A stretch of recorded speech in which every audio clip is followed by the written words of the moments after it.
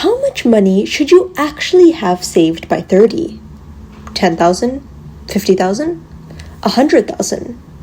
If you spend enough time on personal finance, TikTok, Reddit, or Instagram, you'll eventually see someone in their 20s claiming they have a 6-figure investment portfolio, a maxed out TFSA, and enough money for a down payment. And suddenly, you'll start wondering, am I behind? The problem is that most savings benchmarks completely ignore reality. Someone earning $120,000 a year while living with their parents is going to have a completely different financial picture from someone earning $60,000 and paying Toronto rent. Someone who graduated at 22 may have had years to save, while someone who finished school at 27 may only be getting started. So instead of giving you one arbitrary number and telling you that's where you should be, we are going to build a much more useful Canadian benchmark. By the end of this video, you'll know what a strong financial position around age 30 can actually look like, what you should prioritize first, and what to do if you're nowhere close yet. And most importantly, we'll answer the question, how much should you actually have? Let's deal with the number everyone loves to talk about. 100,000 by 30. Is having 100,000 saved or invested by 30 fantastic? Absolutely. Is it a reasonable requirement for being financially successful? Absolutely not. Think about what happens between 18 and 30. You might spend 4 or 5 years in university. You might graduate with student loans. You might move to Toronto or Vancouver and suddenly spend thousands every month just to live independently. You might buy a car, help your family, change careers, or simply spend your early 20s earning an entry-level salary. Two Canadians can make equally responsible financial decisions and arrive at age 30 with completely different bank balances. So instead of obsessing over one number, think about your money in 4 layers: emergency savings, high-interest debt, long-term investments, and your overall net worth. Let's go through each one. Layer 1, your emergency fund. Before worrying about whether you have 100,000 invested, ask a much simpler question. What happens if your paycheck stops tomorrow? Could you pay rent, buy groceries, cover your bills, handle an unexpected expense? That's what your emergency fund is for. A common target is roughly 3 to 6 months of essential expenses, although the right amount depends on your situation. If your essential expenses are $2,500 a month, for example, that could mean somewhere around $7,500 to $15,000.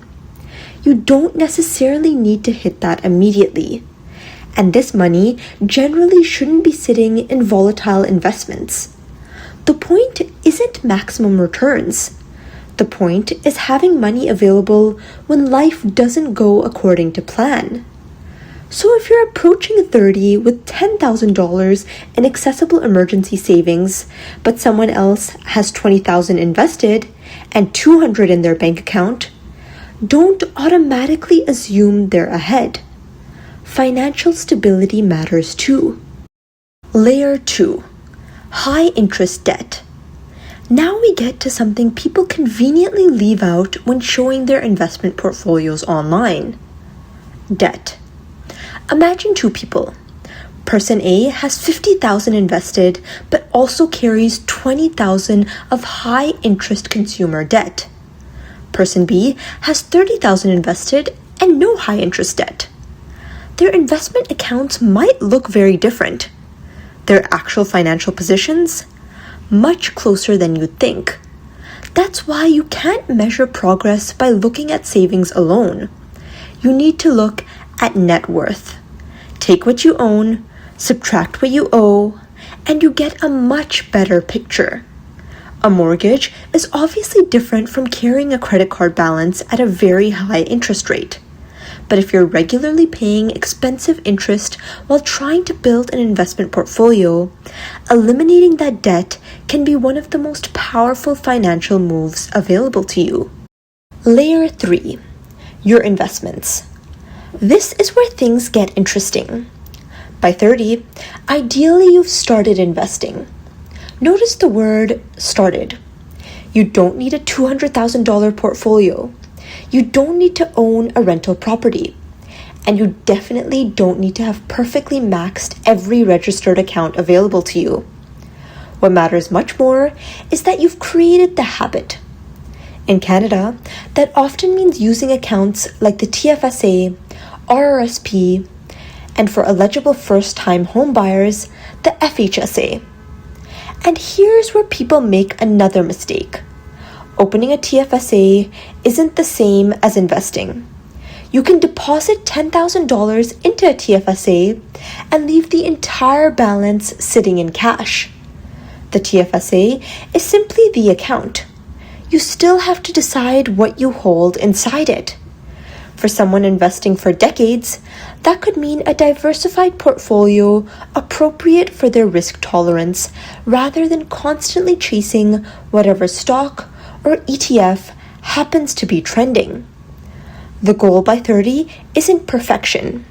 It's having a system that can continue working at 31, 35, 40, and eventually 60. And that brings us to arguably the most important number in this entire video. Not your current savings, your savings rate. Someone could reach 30 with only $15,000 invested, but now have a strong income, no expensive debt, an emergency fund, and automatically invest hundreds of dollars from every paycheck. Another person could have $60,000 saved, but contribute absolutely nothing going forward. Who would you rather be over the next 30 years? Probably the first person, because wealth isn't just a snapshot, it's a trajectory.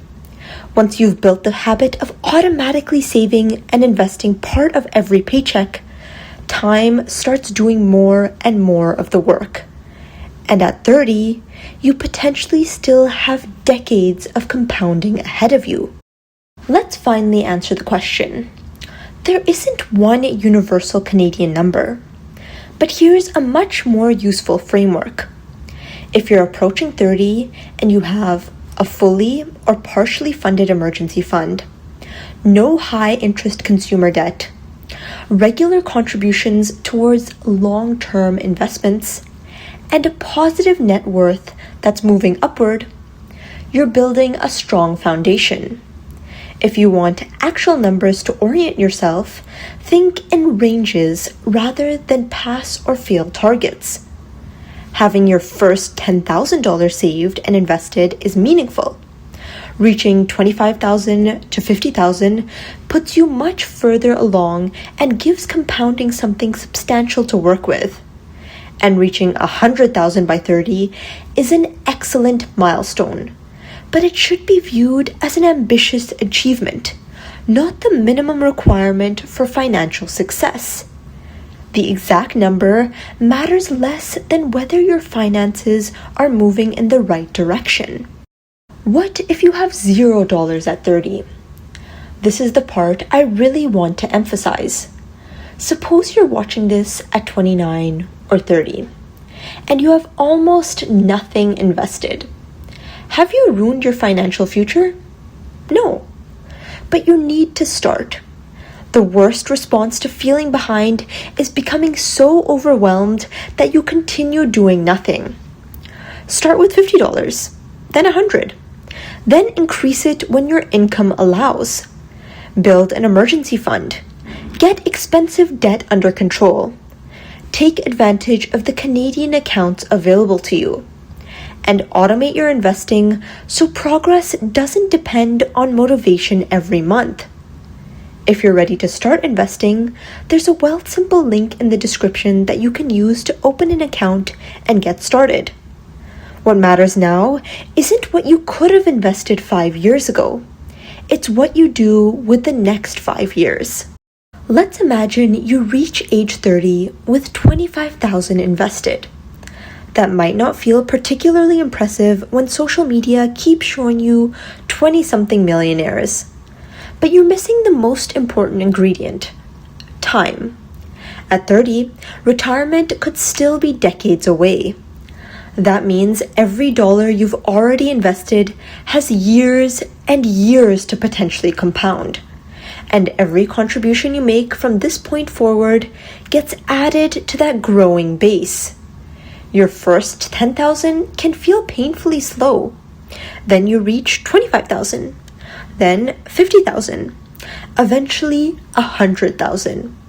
And as the portfolio gets larger, investment growth itself can begin contributing more meaningfully to your progress.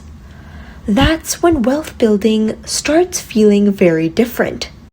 Instead of asking, "Do I have enough money for my age?" ask yourself 4 questions. Do I have enough cash to handle an emergency? Am I eliminating expensive debt? Am I consistently investing for my future? And is my net worth increasing over time? If the answers are yes, you're doing the things that actually matter. And if some of the answers are no, now you know exactly what to work on. There is no magical amount of money that you're supposed to have saved by 30. For one Canadian, $20,000 could represent an incredible amount of progress. For another, $100,000 might be realistic. Income matters, housing costs matter, debt matters, family circumstances matter. When you started working matters. The internet loves benchmarks because they're easy to turn into headlines. But building wealth isn't about beating strangers your age. It's about creating a financial system that gets stronger every year. So if you're approaching 30, don't obsess over whether you're ahead or behind. Build your emergency fund, eliminate expensive debt, start investing, increase your contributions as your income grows, and give your money time. Because the most important financial milestone at 30 isn't having some perfect number in your account. It's making sure that 40-year-old you is in a dramatically better position than 30-year-old you. If you found this helpful, subscribe to Wealth Simplified, where we break down Canadian investing and personal finance clearly, calmly, and without the noise.